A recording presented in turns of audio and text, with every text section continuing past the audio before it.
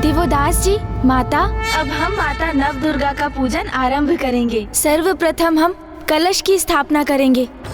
काशी की पावन भूमि से मिट्टी लेकर उसकी वेदी बनाएं।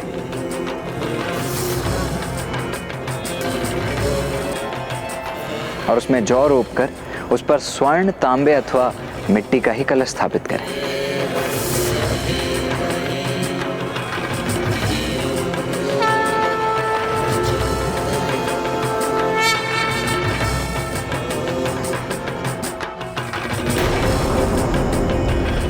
अब हम माँ आदि शक्ति के पार्थिव विग्रह की रचना करेंगे। मणिकर्णिका घाट पर माता के मंदिर और विश्वनाथ मंदिर से ली गई पावन मिट्टी से हम माता के श्रेय विग्रह की रचना करेंगे।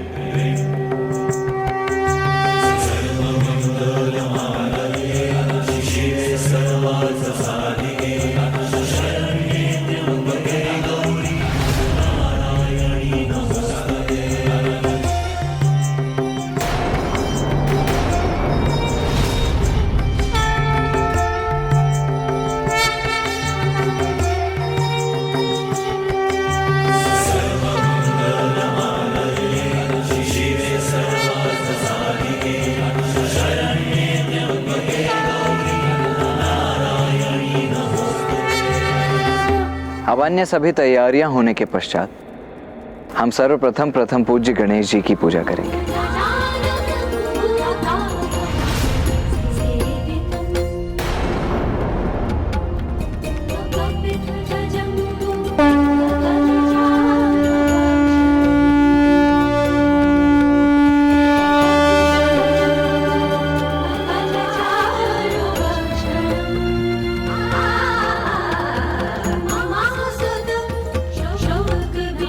ओम गणपतये नमः। ओम गणपतये नमः। ओम गणपतये नमः। ओम गणपतये नमः। ओम गणपतये नमः। माता पार्वती के नंदन गणेश जी अब संतुष्ट हुए भैया।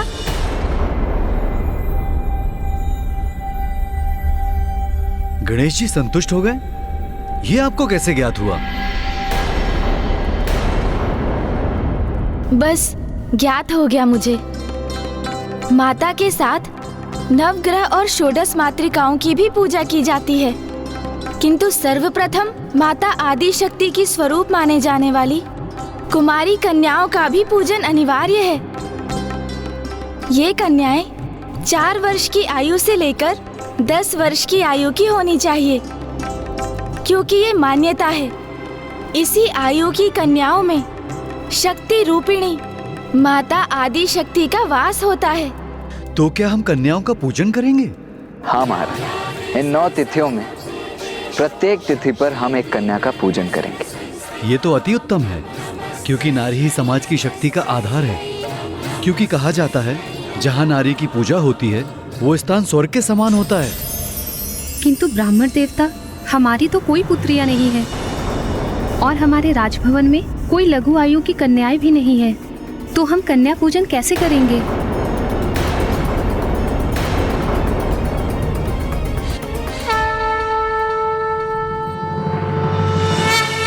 माता, हमें आशीर्वाद दीजिए कि हम नवरात्रि की प्रथम तिथि पर किशोरी पूजन करने में समर्थ हों। अवश्य पुत्र।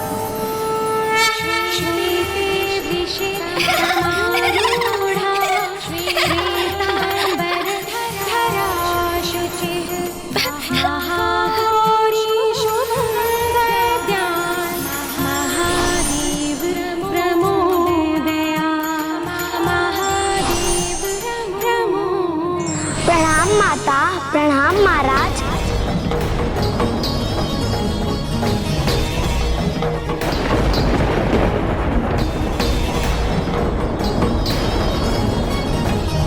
प्रणाम ब्राह्मण देवगण। प्रणाम माता।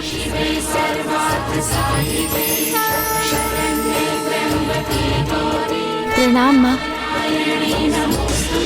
ये बालिका स्वयं यहाँ कैसे पहुँच गई? इसे कैसे ज्ञात हुआ? बस मुझे ज्ञात हो गया।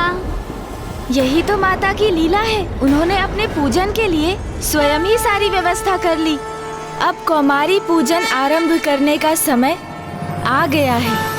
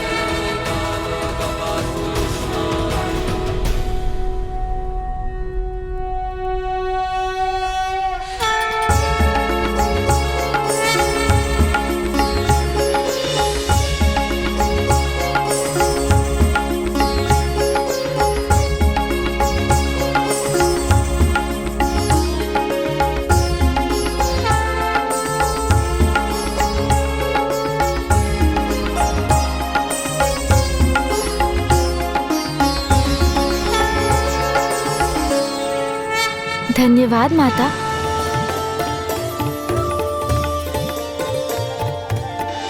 गुणेश जी, नवरात्रि की प्रथम तिथि पर अब मैं माता के 9 रूपों की कथा सुनने के लिए अति उत्सुक हो रहा हूँ। तो सुनिए राजा देवोदास, नवरात्रि में माता के 9 रूपों की उपासना की जाती है। प्रत्येक दिवस माँ की ही एक स्वरूप की पूजा की जाती है, जिन्हें हम माँ शैलपुत्री, ब्रह्मचारिणी, चंद्रघंटा, कुष्मांडा, स्कंद माता, कात्यायनी, कालरात्रि, महागौरी और सिद्धिदात्री के नामों से जानते हैं।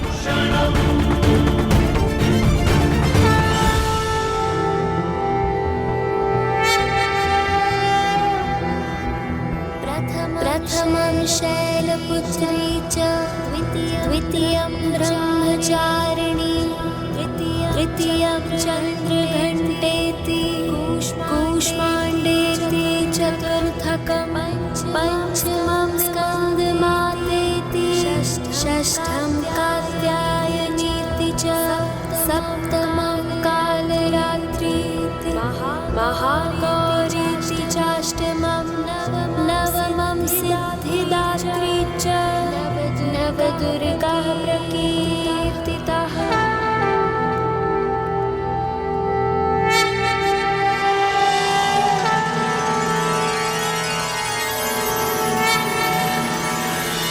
आज नवरात्रि के प्रथम दिवस पर हम माँ के शैलपुत्री स्वरूप का पूजन करेंगे और उनकी कथा भी सुनेंगे। अवश्य ब्राह्मण देवता, किंतु उसके पूर्व ये भी बताने की कृपा करें कि माँ किसकी प्रतीक हैं? अति उत्तम प्रश्न किया है आपने महाराज दिवोदास। माँ तो वो शक्ति है, प्रकृति है, जिन्होंने महादेव के संयोग से इस संसार को जन्म दिया है।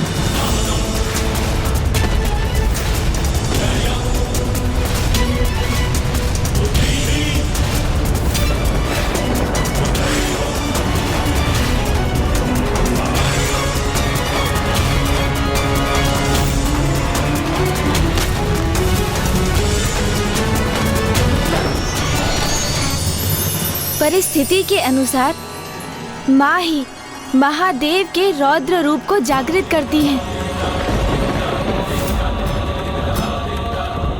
और फिर वो ही उनको उनके रौद्र रूप से शिव में परिवर्तित करती हैं।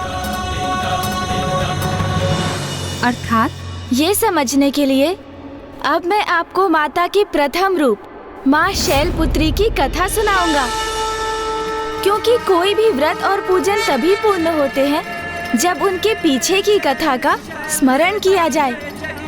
क्योंकि अब हम नवरात्रि में हैं, माँ के 9 रूपों की पूजा कर रहे हैं, तो हमें ये ज्ञात करना अति आवश्यक होगा कि माँ के 9 रूपों में प्रथम रूप माँ शैलपुत्री का आविर्भाव कैसे हुआ।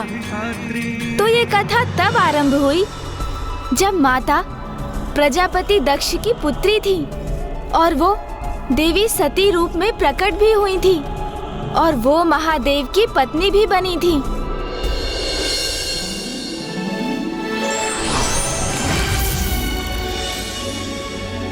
प्रणाम ब्रह्मदेव। प्रणाम नारायण। मैं भृगु ऋषि संपूर्ण सभा की ओर से करबद्ध हो आपका स्वागत करता हूँ। प्रणाम ऋषि भृगु। प्रणाम ऋषि भृगु। प्रणाम ऋषि वशिष्ठ।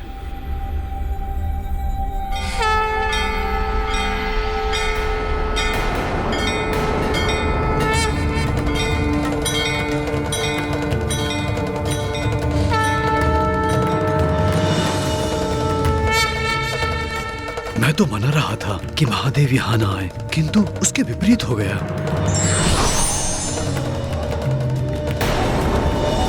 कहीं इनका यहाँ अकस्मात आना किसी नवीन संकट व अनिष्ट का कोई कारण न बन जाए।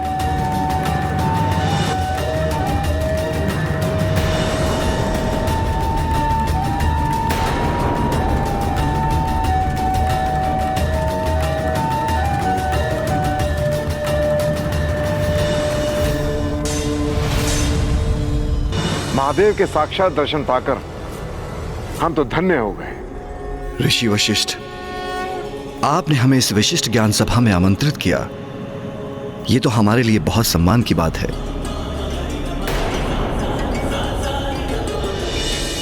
ज्ञान एक उत्तम उत्ताद समाज का आधार होता है।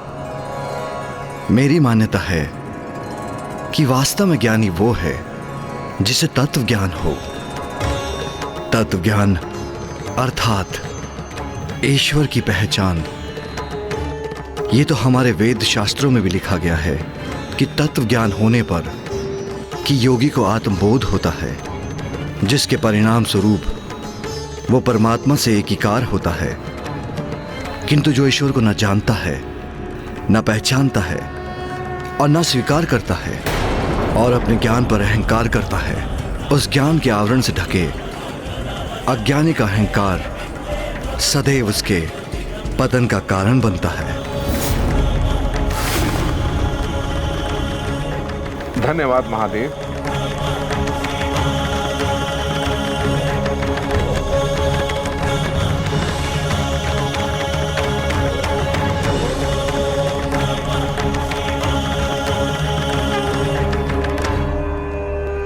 महादेव ने आज की सभा का विषय तो निर्धारित कर ही दिया है और वो है तत्व ज्ञान। ब्रह्मदेव, आप भी इस पे प्रकाश डालने की कृपा करें। प्रजापति दक्ष, जिन्हें ब्रह्मदेव ने ब्रह्मांड के अधिपति के पद पर स्थापित किया है, पधार रहे हैं।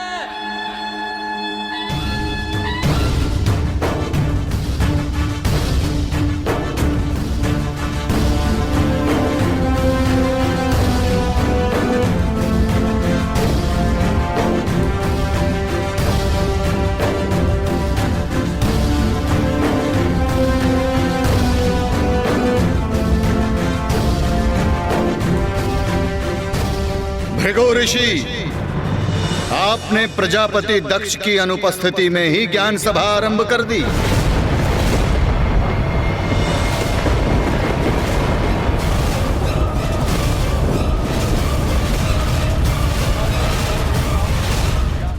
कदाचित भूलवश आपने मुझे इस ज्ञान सभा में आमंत्रित कर दिया, जहां मुझे नहीं आना चाहिए था। ऋषिवर, ये क्या कह रहे हैं प्रजापति दक्ष?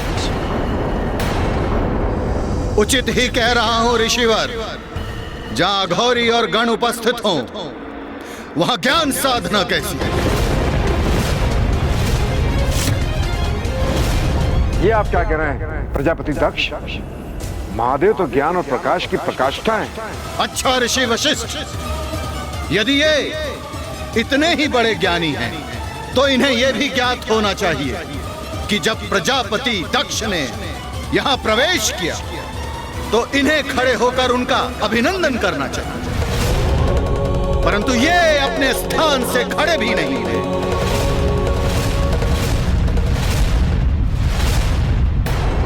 दक्ष, अपने स्थान से उठा तो मैं भी नहीं हूं, और मैं भी अपने ही स्थान पर स्थित रहा।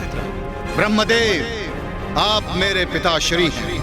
यदि आप मेरे सम्मान में खड़े नहीं हुए तो ये अनुचित नहीं। और नारायण, नारायण तो मेरे आराध्य हैं, उनका सम्मान करना मेरा कर्तव्य है, परंतु इन अघोरी का नहीं।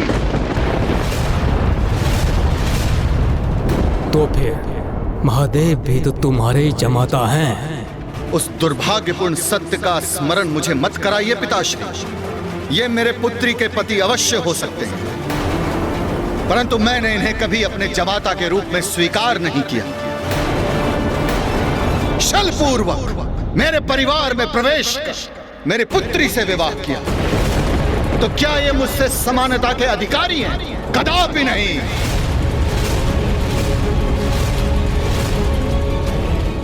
इस सभा में सम्मानित अतिथियों ने, ब्राह्मणों ने, देवताओं ने, ऋषि मुनियों ने मस्तक झुकाकर मेरा अभिनंदन किया, परंतु ये भूतों, पिशाचों और प्रेतों से घिरे रहने वाला अपने स्थान पर स्थित रहा। और तो और अपने नेत्र बंद कर ध्यान करने का ऐसा ढोंग कर रहे हैं जैसे इनसे बड़ा ईश्वर पूरे संसार में कोई ना हो।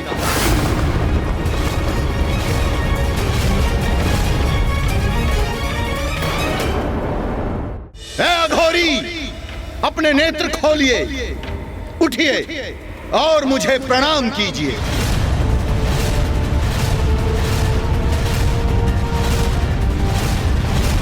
मेरी पुत्री से विवाह किया, इसका अर्थ यह नहीं कि आपको मैं कोई विशेष अधिकार दूंगा। शमशान में निवास करने वाले इन निर्लज को मेरे समक्ष स्थान ग्रहण कर स्थित रहने में लज्जा नहीं आती? प्रजापति होने के नाते मुझे इन्हें इनकी इस उदंडता का दंड तो अवश्य देना होगा।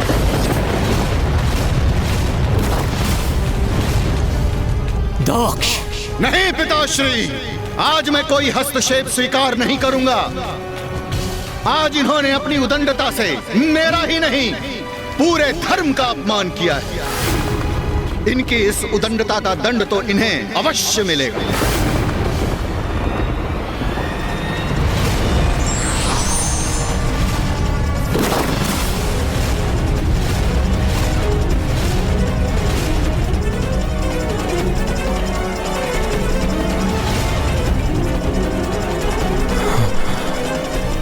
ये श्राप के भागी हैं। मैं इन कुलहीन, कुसंस्कारी, दुष्ट प्रवृत्तिधारी, शमशान में निवास करने वाले को श्राप देता हूँ, श्राप देता हूँ। देवताओं के साथ प्राप्त होने वाले यज्ञ के भविष्य के भाग से भी ये वंचित रहेंगे। प्राप्त होने वाले यज्ञ के भविष्य के भाग से भी ये वंचित रहेंगे।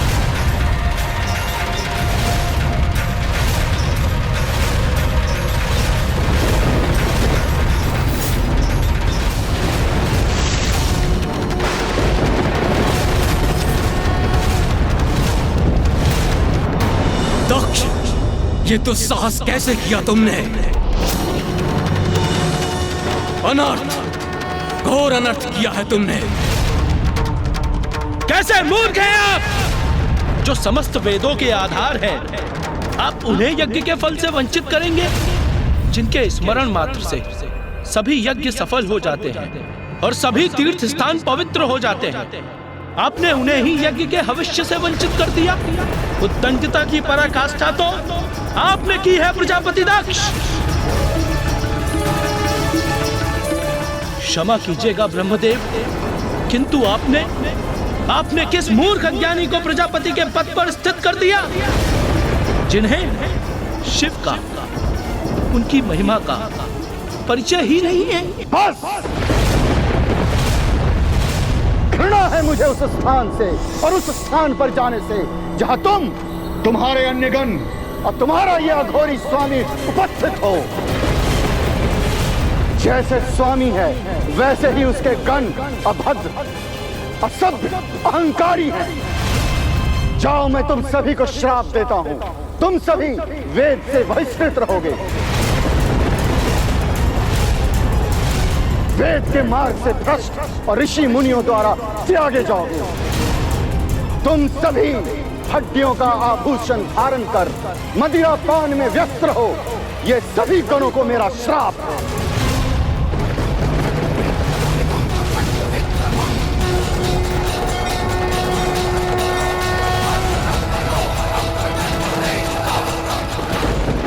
ये तीव्र वायु प्रवाह, ये प्रचंड ध्वनि, ऐसा अंधकार, ये सब क्या हो रहा है?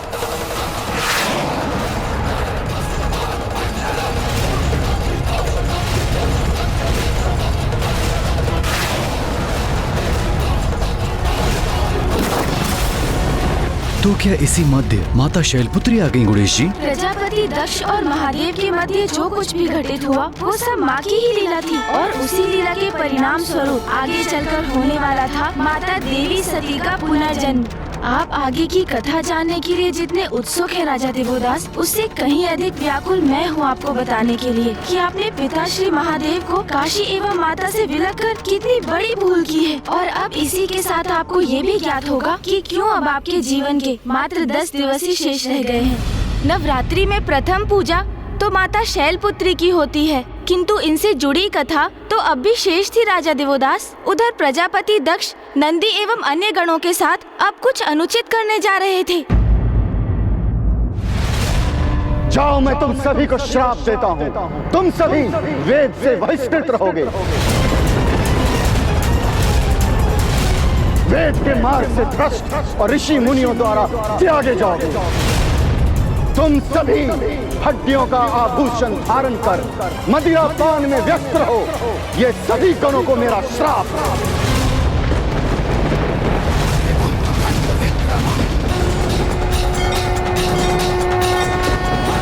ये तीव्र वायु प्रवाह, ये प्रचंड ध्वनि, ऐसा अंधकार, ये सब क्या हो रहा है?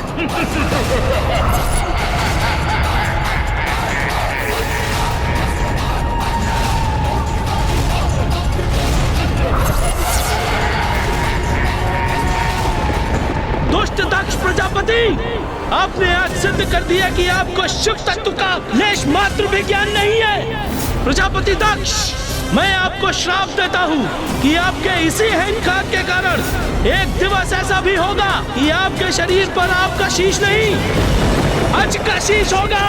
अज का शीश होगा। अज का शीश होगा। अज का शीश होगा। अज का शीश होगा। जो धर्म का पालन ही नहीं करते, वो श्राप दे भी तो क्या है, उसका श्राप फलित ही नहीं होगा। प्रजापति दक्ष, आप अपने अहंकार की सभी सीमाएं लांघ चुके हैं और अब इसका परिणाम भुगतने के लिए तत्पर हो जाइए।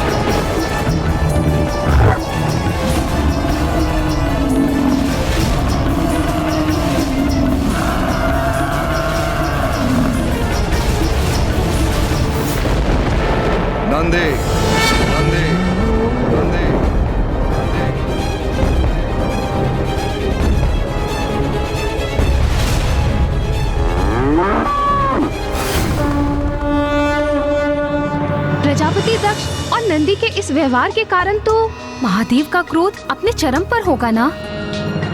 फिर क्या हुआ ब्राह्मण देवता? महादेव तो स्वयं परम ब्रह्म है, अनादि हैं, अनंत हैं और किसी भी शाप से परे। इसलिए जो उनका है, कोई शाप देकर उस वस्तु आदि से उन्हें कैसे वंचित कर सकता है? आपके इन्हीं प्रश्नों का उत्तर देने के लिए ही तो हम यहाँ आए हैं महाराज देवदास। सत्य तो ये है कि आपको पिताश्री की महिमा और उनके विषय में सब कुछ ज्ञात होते हुए भी आपने उन्हें उनकी काशी और हमारी माता से दूर कर दिया। माता, यही तो विडंबना है कि कभी कभी ऐसे महाज्ञानी व्यक्ति भी भूल कर बैठते हैं, जैसे दक्ष प्रजापति ने की। स्वयं परम ज्ञानी होते हुए भी दंभ और अहंकार के मद में उन्हें सर्वोच्च होने की भ्रांति हो गई थी और उन्होंने तो ये भी मान लिया था कि वो तो ईश्वर से भी ऊंचे पद पर स्थापित है। और इसी भ्रम के कारण एक ऐसी घटना घटित हुई जिसका बहुत भीषण परिणाम हुआ।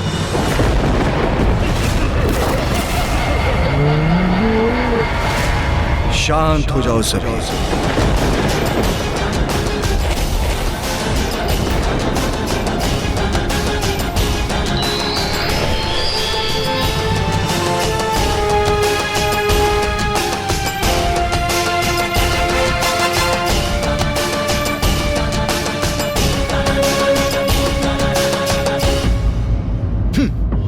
मुझे आतंकित करेंगे इन अघोरी के गण।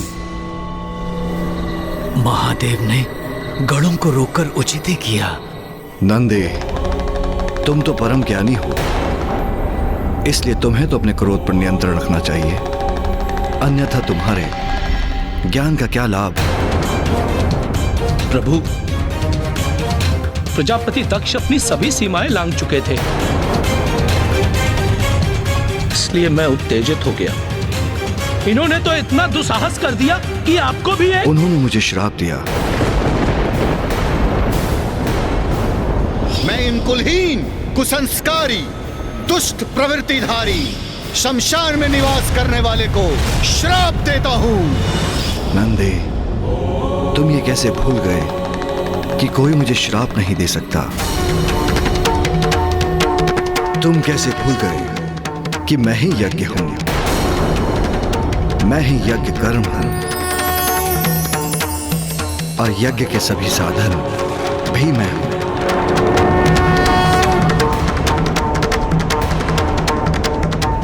यज्ञ की आत्मा भी मैं हूं, यज्ञ प्राण यजमान भी मैं हूं।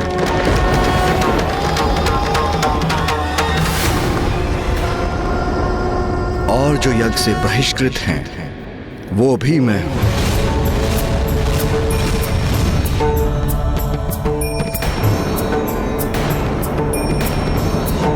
फिर ये कौन? तुम कौन? वास्तव में मैं ही सब हूं। अच्छा, तो इतना अभिमान है इन्हें।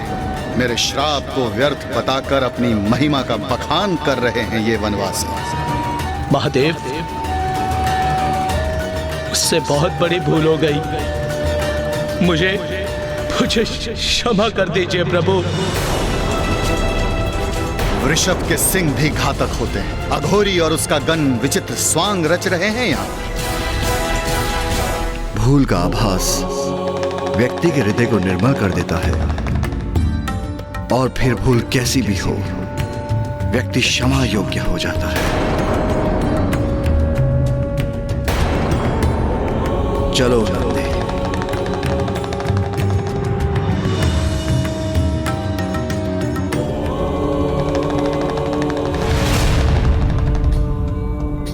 अद्भुत! महादेव ने क्रोधित हुए बिना संसार का सबसे गुण रहस्य इतने सरल शब्दों में समझा दिया। तो क्या प्रजापति दक्ष उनके संदेश को समझ सके? नहीं माता, कुछ नहीं समझे। क्योंकि प्रजापति दक्ष तो अहंकार में इतने डूबे थे कि वो तो महादेव के समझाने के बाद भी नहीं समझ सके कि महादेव तो परम ब्रह्म है। वो तो मात्र उन्हें अपना जामाता मान बैठे थे, जिनसे वो अत्यंत क्रोधित थे, और अपने शाप को सत्य में परिवर्तित करने हेतु उन्होंने एक महायज्ञ का आयोजन किया, जिसमें समस्त देवता, ब्रह्मदेव और नारायण आमंत्रित थे। किंतु उन्होंने अपनी पुत्री देवी सती और उनके पति देव महादेव को निमंत्रण नहीं भेजा। किंतु महादेव के मना करने पर भी माता सती अपने पिता दक्ष प्रजापति के यज्ञ में प्रस्तुत हो गईं। और वहां जाकर उन्होंने देखा कि वहां महादेव के लिए तो कोई स्थान ही नहीं था। और जब उन्होंने अपने पिता से इस पर प्रश्न किया तो प्रजापति दक्ष ने महादेव का घोर अपमान किया। जिसे सदैव भूत प्रेत पिशाचों से घिरे रहना प्रिय हो, वो मंगलकारी कैसे हो सकता है? अरे वो तो अमंगलकारी है। वो अकुलिन उदंड है, जिसे स्वच्छता का रत्ती भर भी ज्ञान नहीं। तुम मुझे उसे इस महायज्ञ में आमंत्रित करने के लिए कह रही हो। अरे उसे इस महायज्ञ में तो क्या, मैं किसी यज्ञ में आमंत्रित नहीं करूंगा। माता उस यज्ञ में गई ही क्यों जहाँ वो आमंत्रित ही नहीं थी? माता, यही तो प्रभु की महालीला है। नंदी जी ने जो शाप प्रजापति दक्ष को दिया था, उसे तो पूर्ण होना ही था ना। मैं आपको श्राप देता हूँ कि आपके इसी अहंकार के कारण एक दिवस ऐसा भी होगा कि आपके शरीर पर आपका शीश नहीं, अज का शीश होगा। तो ये घटना उसी का निमित्त बनी।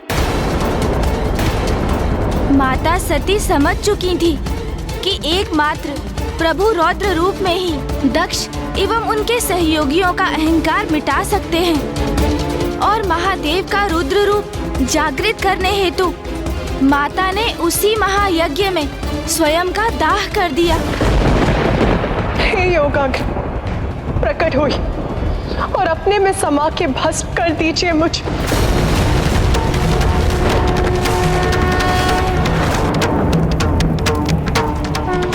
जब महादेव को ज्ञात हुआ कि माता सती ने स्वयं का दाह कर दिया है, तो क्रोध में आकर उन्होंने अपना रौद्र रूप वीरभद्र जी को अपनी जटाओं से प्रकट किया और माता भद्रकाली का आवाहन कर उन्हें दक्ष के विनाश का आदेश दिया।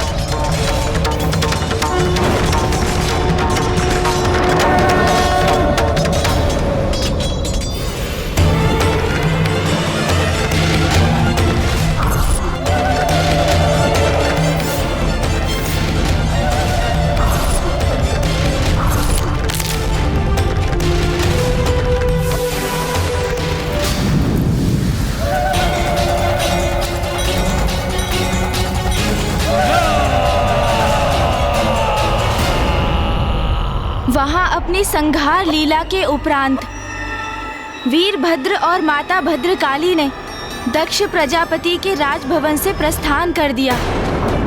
नंदी जी का शाप फलित हो चुका था और दक्ष प्रजापति की पत्नी देवी प्रसूति की विनती सुन और समस्त देवताओं के निवेदन को स्वीकार कर महादेव ने दक्ष प्रजापति को पुनः जीवन दान अवश्य दिया, किंतु अब उनका शीश पूर्व की भांति नहीं, एक अज का शीश था। जहां एक और महादेव अपनी प्रिय देवी सती को खोकर शुद्ध और अशांत थे, वहीं दूसरी ओर वीरभद्र और माँ भद्रकाली अभी भी रोष से भरे आगे बढ़ते जा रहे थे। समय के साथ माँ भद्रकाली का क्रोध तो शांत हो गया, किंतु उन्हें आभास हुआ कि वीरभद्र अभी भी अत्यंत क्रुद्ध और रोष में थे, जिसके कारण सृष्टि में विनाश की स्थिति उत्पन्न हो चुकी थी। ये क्या, इनका क्रोध तो शांत ही नहीं हो रहा है। और इसी प्रकार आगे बढ़ते बढ़ते वीरभद्र जी और माता भद्रकाली गोदावरी नदी के तट तक पहुंच गए।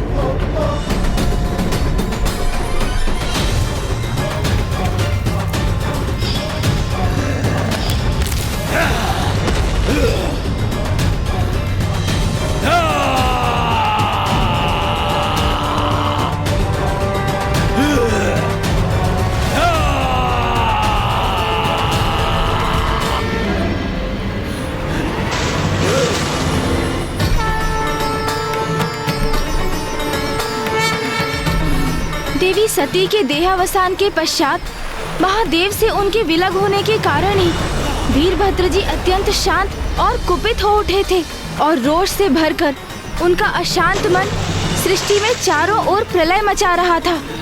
अब अवश्य शांत होंगे प्रभु।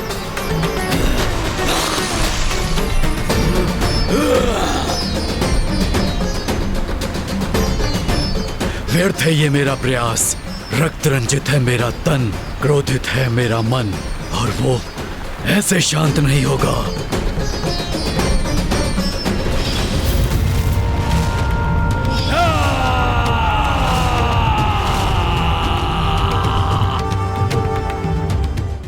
एक और गोदावरी नदी के तट पर वीरभद्र जी का क्रोध ज्वालामुखी के समान फटने ही जा रहा था और दूसरी ओर दक्ष प्रजापति के राजभवन में महादेव देवी सती के पार्थिव शरीर को अपनी भुजाओं में भर स्वयं पर नियंत्रण खो बैठे थे।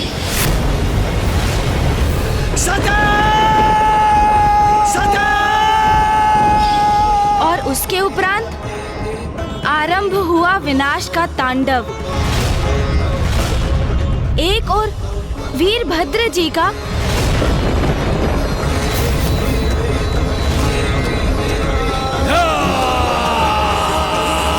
तो दूसरी ओर स्वयं महादेव का।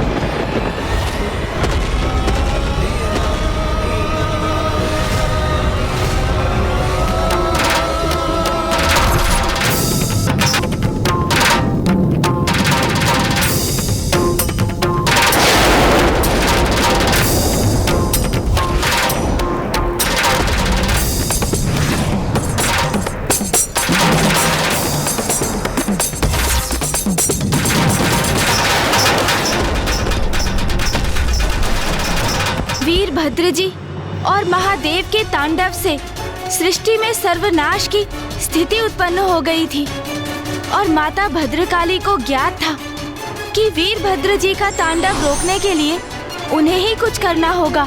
तब माता भद्रकाली ने वीरभद्र जी को शांत करने का निश्चय किया।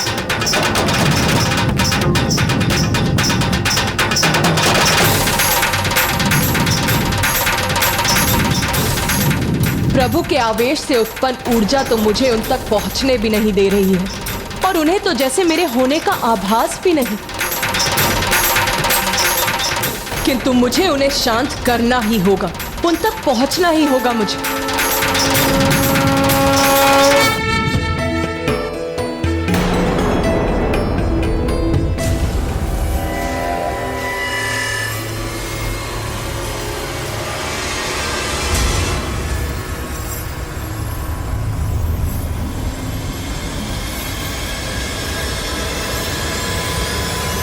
माता भद्रकाली जल में विलीन हो गई, किंतु इससे वीरभद्र जी का क्रोध कैसे शांत होने वाला था?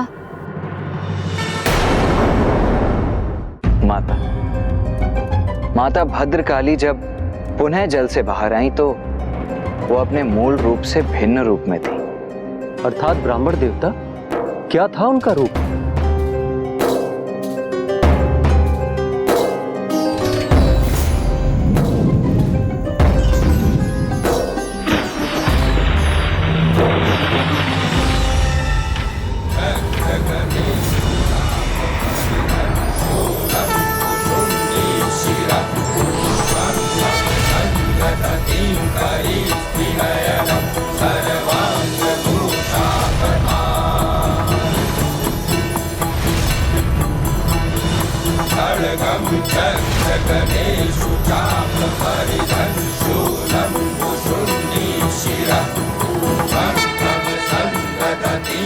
आपने यहाँ आकर अपने सौम्य सौंदर्य रूप से मुझे अवसाद और आवेश से मुक्त किया।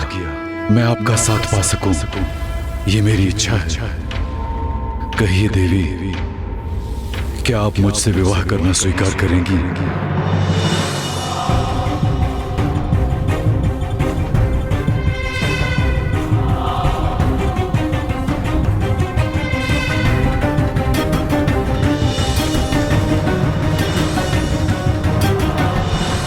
नहीं।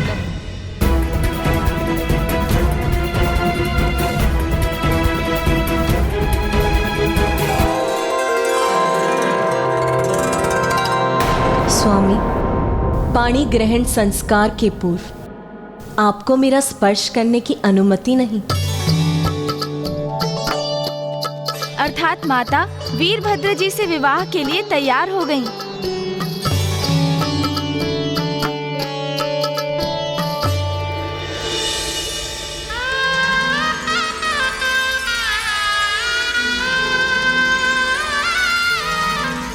वीरभद्र जी और माता भद्रकाली जी का विवाह संपन्न हुआ और वो एक हुए।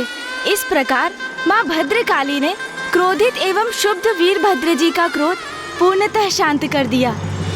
और महादेव? महादेव को कौन शांत करने वाला था? और उनका तांडव कौन रोकने वाला था? महादेव के रोष का तांडव तो तभी रुक सकता था जब माता सती का शरीर उनसे विलग होता। इसीलिए देवताओं ने श्री हरि नारायण से प्रार्थना की कि वो इस स्थिति में हस्तक्षेप कर उसे संभाले। श्री हरि नारायण के सुदर्शन चक्र ने माता सती के पार्थिव देह को 51 भागों में विभक्त कर महादेव से पृथक कर दिया और फिर माता सती के देह के अंश जहाँ जहाँ पृथ्वी पर गिरे वहाँ वहाँ शक्तिपीठ स्थापित हुए। एक और माता भद्रकाली से वीरभद्र जी का विवाह उनके शांत होने का कारण बना, तो वहीं दूसरी ओर देवी सती का संसार से लोभ उनके सौम्य रूप से रौद्र रूप में परिवर्तन का कारण बना।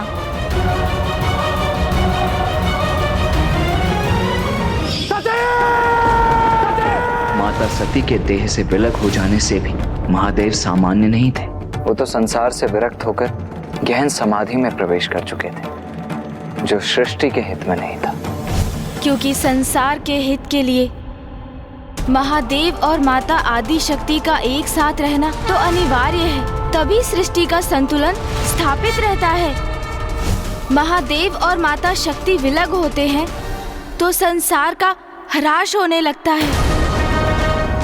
महादेव और माता आदि शक्ति यदि विलग होते हैं तो पाप और बुराई अपने पैर पसारने लगते हैं।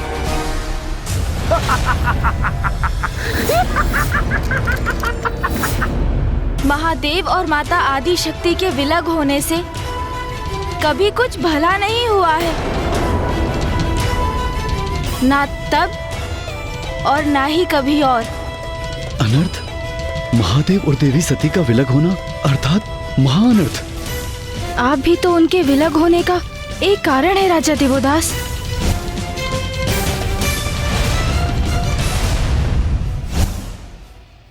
महादेव तो समाधि में चले गए थे, किंतु सती माता तो थी नहीं। तो महादेव को उनकी अवस्था से कौन निकालने वाला था? माता शैलपुत्री। माता है जग कल्याणी, जय मां शैलपुत्री।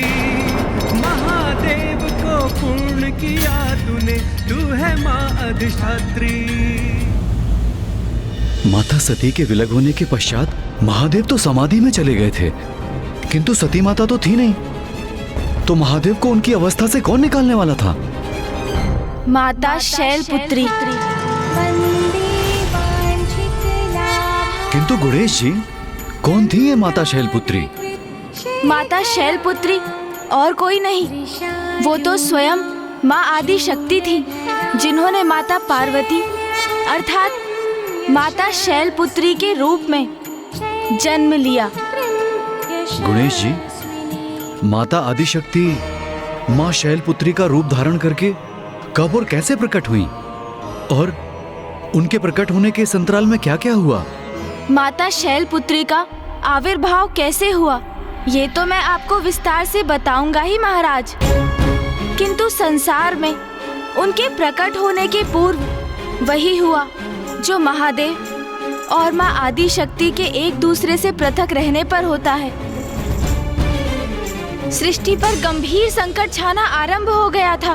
संकट? क्या रूप धर के आया ये संकट गुणेश जी? वो संकट था अत्यंत भयंकर असुर वज्रंग।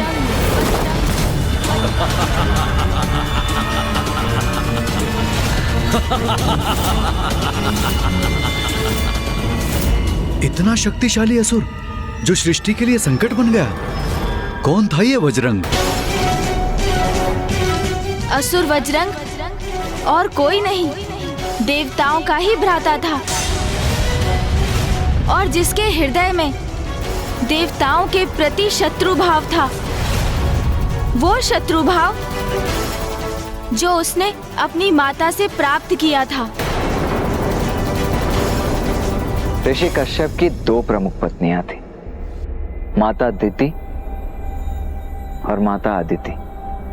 माता अदिति अद्वैतवाद में विश्वास रखती थी, अर्थात वो ईश्वर और स्वयं के अस्तित्व में भेद ना मानकर स्वयं को ईश्वर का ही भाग मानती थी और ईश्वर में अटूट विश्वास रखती थी, जिसके फल स्वरूप उन्हें सदाचारी देवता पुत्र रूप में प्राप्त हुए, अर्थात इंद्रदेव, सूर्यदेव, वायुदेव, वरुण देव और अग्निदेव। ऋषि कश्यप की द्वितीय मुख्य पत्नी माता दिति माता अदिति के विपरीत थी। द्वैत भाव में विश्वास रखती थी वो, अर्थात उनके अनुसार तो उनका अस्तित्व तो ईश्वर से भी परे था और इसी कारण सांसारिक सुखों के प्रति उनकी प्रबल आसक्ति थी और इसीलिए उन्होंने धर्म की सत्ता को अस्वीकार करने वाले दुराचारी असुरों को जन्म दिया। उन्हीं की आसुरी संतानों में से एक था महाशक्तिशाली असुर वज्रंग।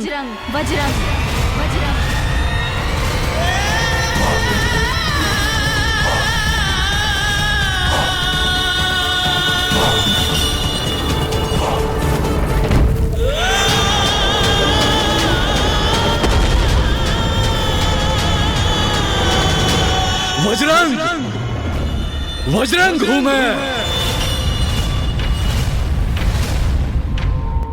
अर्थात जहाँ एक ओर ऋषि कश्यप देवताओं के जनक थे, दूसरी ओर अनाचारी असुर भी उन्हीं के संतान थे।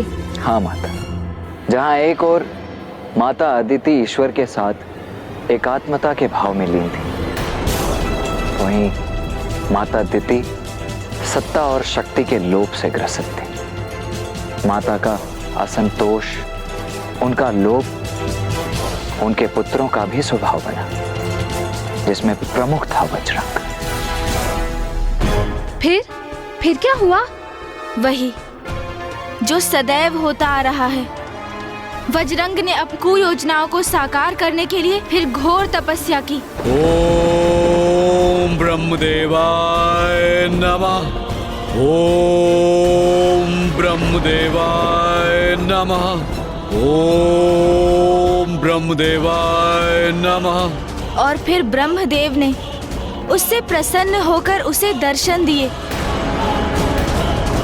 वज्रंग ने वरदान स्वरूप उनसे अमृतत्व मांगा, किंतु ब्रह्मदेव ने उसके इस आग्रह को अस्वीकार कर दिया और तब वज्रंग ने वो वरदान मांग लिया जो सृष्टि के लिए अत्यंत ही घातक और विनाशकारी सिद्ध होने वाला था। तो फिर मुझे ये वरदान दीजिए प्रभु कि मैं स्वर्ग पर विजय प्राप्त कर सकूं। तथास्तु। इस वरदान से उसकी शक्ति और साहस में और भी वृद्धि हुई, जिसके साथ उसने स्वर्ग पर आक्रमण कर दिया।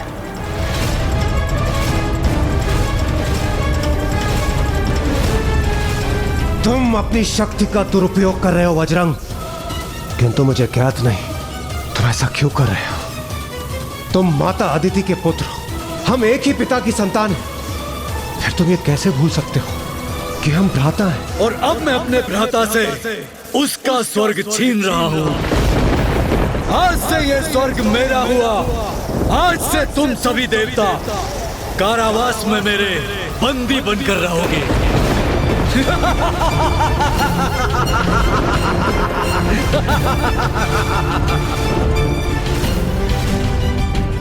फिर क्या हुआ गुणेश जी?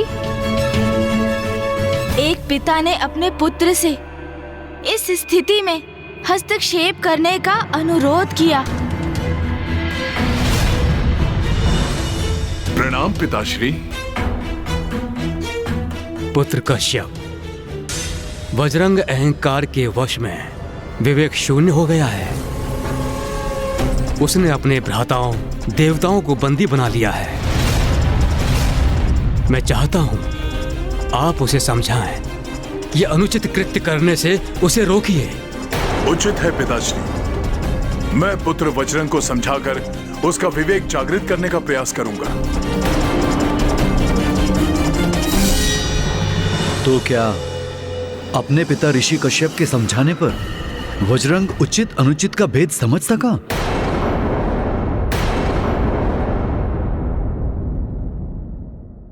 महाराज, यदि कोई व्यक्ति अपने उचित मार्ग से भटक जाता है तो उसकी बुद्धि भ्रष्ट हो जाती है। फिर वो अपने शुभ चिंतकों को भी अपना शत्रु मान लेता है और उचित सुझाव को भी स्वीकार नहीं करता। ऐसी अवस्था में उसके माता पिता ही उसे सन्मार्ग पर लाने का अंतिम उपाय बनते हैं।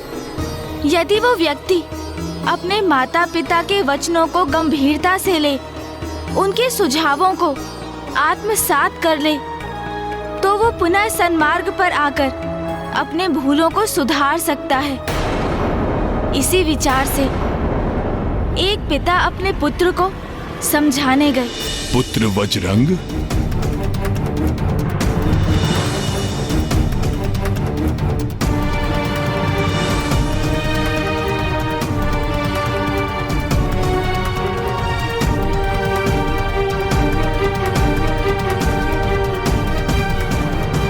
प्रणाम पिताश्री। मेरे नवीन निवास स्वर्ग में आपका स्वागत है। और माताश्री क्यों नहीं आई? वो अपने पुत्र को इंद्र के सिंहासन पर स्थित देख अति आनंदित होती हैं। तुमने सर्वथा उचित ही कहा पुत्र। उचित कहा कि जिस सिंहासन पर तुम अपना अधिकार जता रहे हो वो वास्तव में इंद्रदेव का आसन है। नहीं नहीं पिताश्री, मेरा अर्थ था कि अब ये इंद्रदेव का सिंहासन नहीं है। इस पर केवल मेरा अधिकार है। मैंने इस पर विजय प्राप्त कर इस पर अपना अधिकार स्थापित किया है। अच्छा, ये तुमने कैसे किया पुत्र? और कैसे पिताश्री? मैंने इस स्वर्गलोक पर आक्रमण किया और सभी देवताओं को उनके स्थान से हटाकर स्वयं उनकी जगह पर स्थान ग्रहण किया। अर्थात तुमने बल का दुरुपयोग कर देवताओं से उनका स्वर्ग और इंद्रदेव से उनका सिंहासन छीन लिया। मैं तुम्हारा और इंद्रदेव दोनों का पिता हूं। मैंने तुम दोनों भ्राताओं में कोई भेद नहीं किया। आज तुमने अपने अनुचित कृत्य के द्वारा मुझे ऐसा करने पर विवश कर दिया। पुत्र, स्वर्ग देवताओं का है, तुम्हारा नहीं। तुम इस आसन पर स्थित होकर स्वर्ग के अधिपति होने का ढोंग अवश्य कर सकते हो, किंतु वो ढोंग के सिवा और कुछ नहीं है। क्योंकि जो तुम्हारा नहीं है तुम उसे प्राप्त कर सदैव सुख और संतुष्टि के भाव से वंचित ही रहोगे।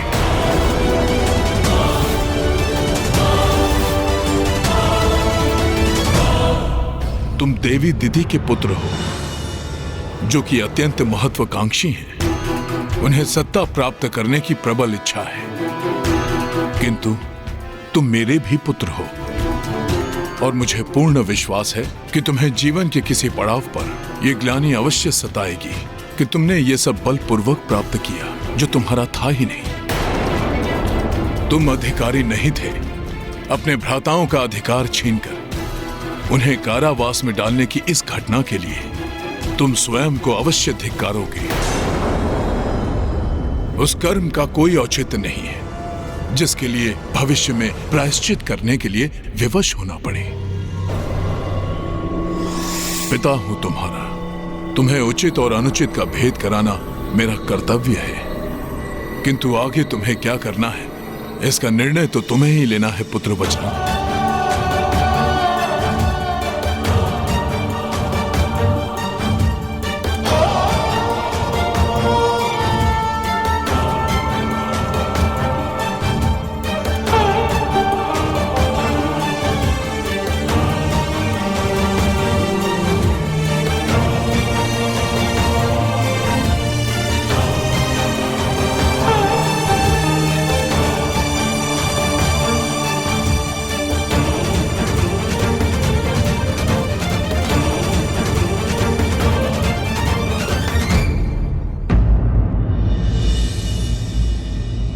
तुम इस आसन पर स्थित होकर स्वर्ग के अधिपति होने का ढोंग अवश्य कर सकते हो, किंतु वो ढोंग के सिवा और कुछ नहीं है। क्योंकि जो तुम्हारा नहीं है तुम उसे प्राप्त कर सदैव सुख और संतुष्टि के भाव से वंचित ही रहोगे। क्या हुआ महाराज, जो आप इतने गहन विचार में डूब गए? क्या जो कुछ ऋषि कश्यप ने अपने पुत्र वज्रंग से कहा उससे आप सहमत नहीं है?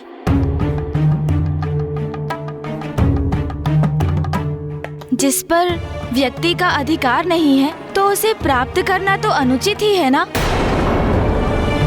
अवश्य ब्राह्मण देवता, वो तो सर्वथा अनुचित ही है। किसी और का सिंहासन प्राप्त कर उस पर स्थित होकर स्वयं को राजा घोषित करना अंततः ढोंग ही है।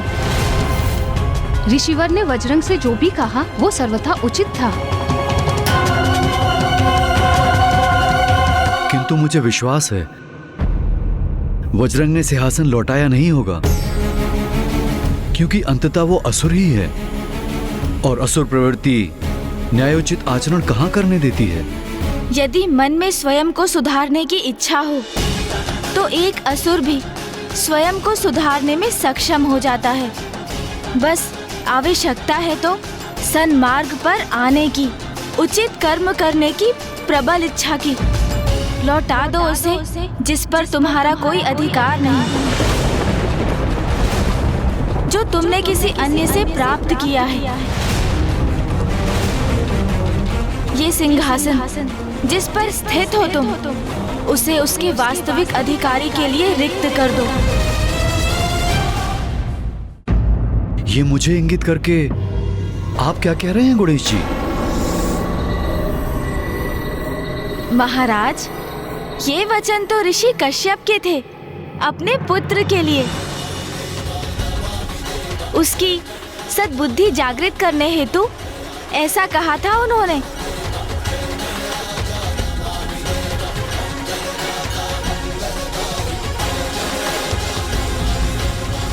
तो जब वज्रंग ने अपने पिता ऋषि कश्यप के कठोर वचन सुने तो उसे अपनी भूल का आभास हुआ। आइए भ्राताश्री, अपना उचित स्थान ग्रहण कीजिए।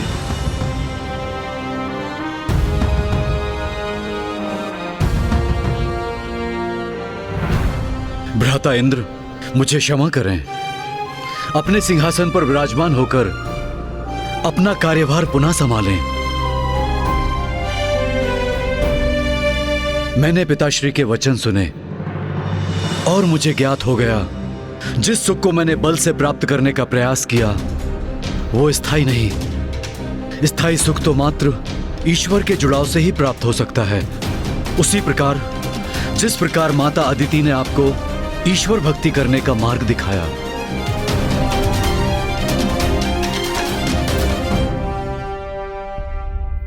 वज्रंग, तुम हमारे भ्राता हो, इसलिए मैंने तुम्हें क्षमा किया। इसलिए मैं तुमसे अनुरोध करता हूं, तुम यहीं स्वर्गलोक में स्थित होकर मेरी राजसभा में मंत्री पद स्वीकार करो। नहीं भ्राता इंद्र, मेरी तो बस अब एक ही धुन है, ईश्वर से जुड़ाव की धुन। ईश्वर की भक्ति में लीन होकर मैं परम सुख और आनंद प्राप्त करना चाहता हूं। और ईश्वर से जुड़ाव का केवल एक ही मार्ग है, तप का मार्ग। इसलिए मैं कठोर तप करने जा रहा हूं। इसलिए अब मुझे आज्ञा दीजिए। मुझे तुम पर गर्व है। वज्रंग पूर्ण रूप से परिवर्तित हो गया। सत्ता के लोभ को त्याग कर तप में लीन हुआ, सदाचारी जीवन जीने लगा।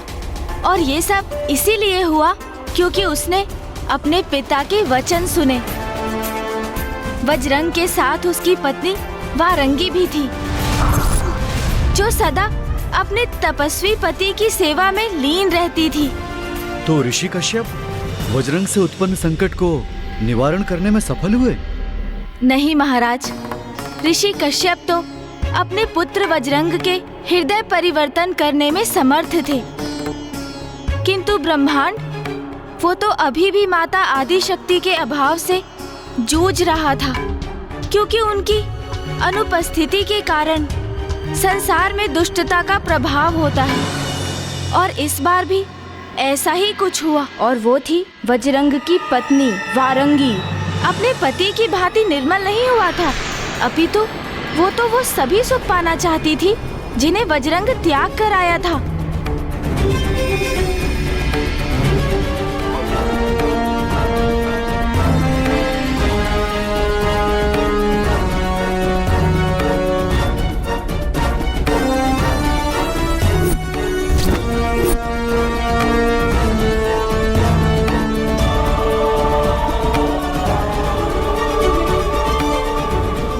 वारंगी।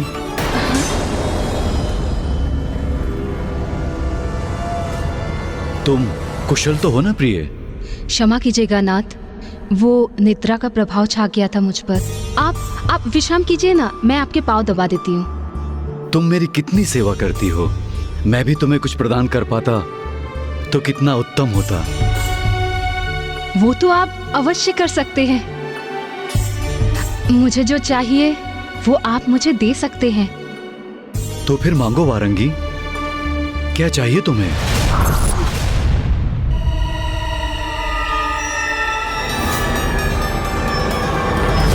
सर्वप्रथम आप मुझे एक वचन दीजिए कि मैं जो भी मांगूंगी वो आप मुझे अवश्य देंगे। मैं तुम्हें वचन देता हूं।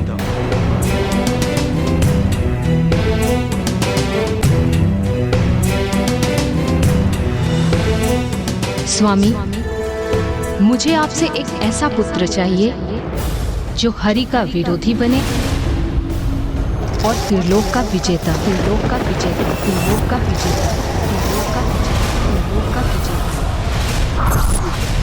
वारंगी, तुम्हारे अंतर में अभी तक देवताओं के प्रति द्वेष विद्यमान है, और वो तो सदा रहेगा। आप मुझे वचन दे चुके हैं स्वामी, और अब आपको मुझे ऐसा प्रतापी पुत्र प्रदान करना ही होगा।